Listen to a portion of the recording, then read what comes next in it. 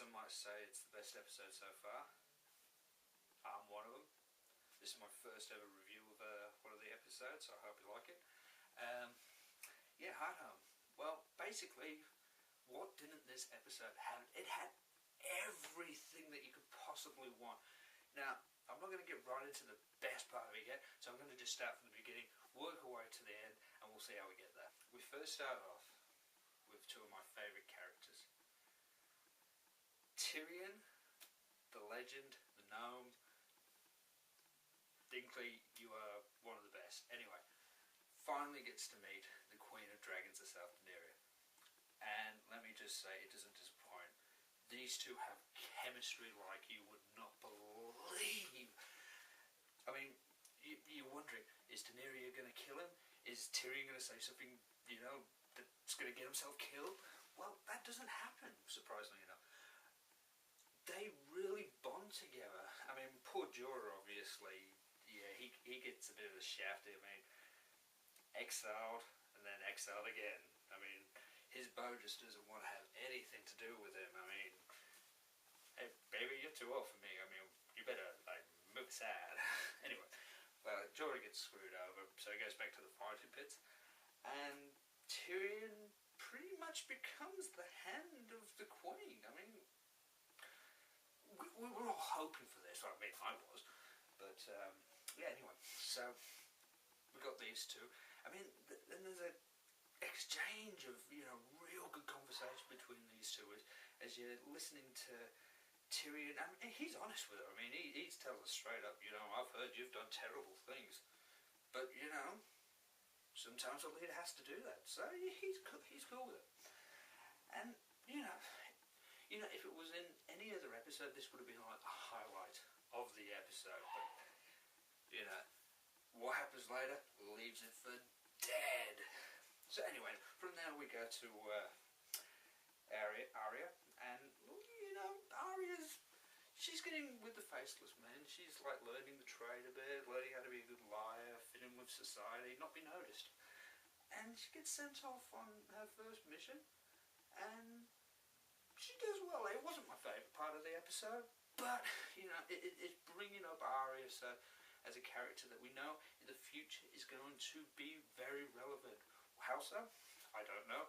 Haven't read the books, so don't know. And they'll probably change it anyway, even if they did. So, now we move from Arya, and then we get to Cersei.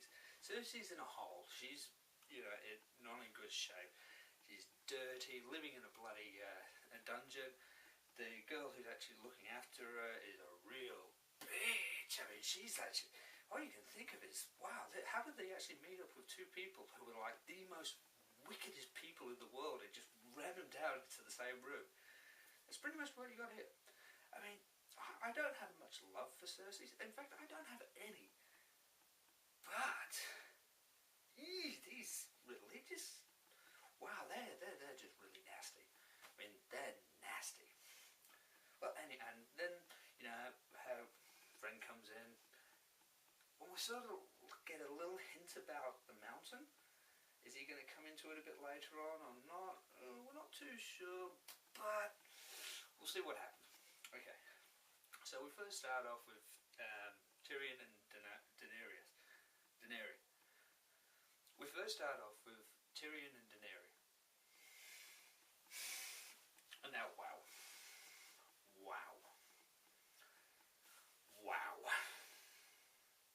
Did I tell you wow? Anyway, so now we get to the real crux of this episode. I mean, we've got Jon Snow, right? And he's going off to the wildlings. And you've got Tobin. So, yeah, big red gin guy. And they go up to the north. They're in this place called Hardhome. And it's not a very nice place, but it's a good meeting place for these guys. So everybody's getting together.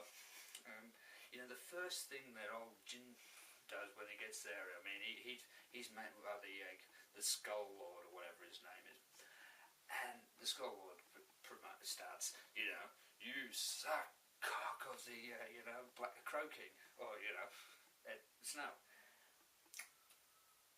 Tobin didn't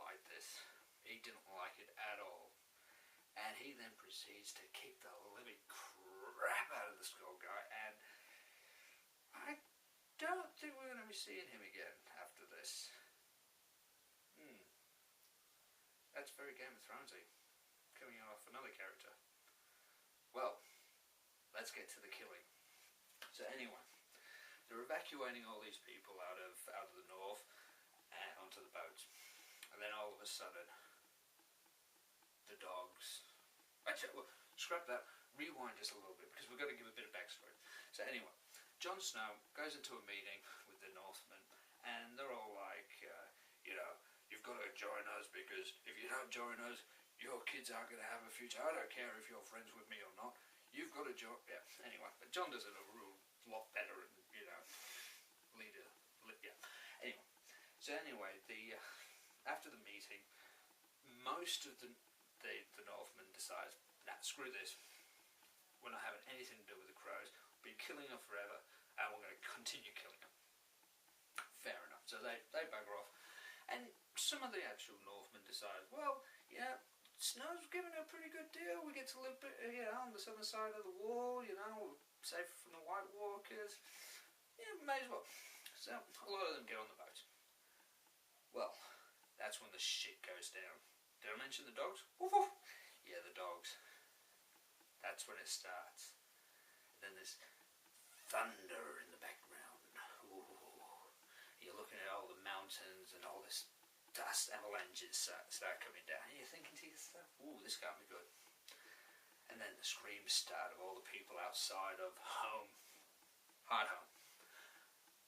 And they start screaming, and they close the gates, and you just can't see, and you hear all these screams and all that, and you're thinking, ooh, what's going on here?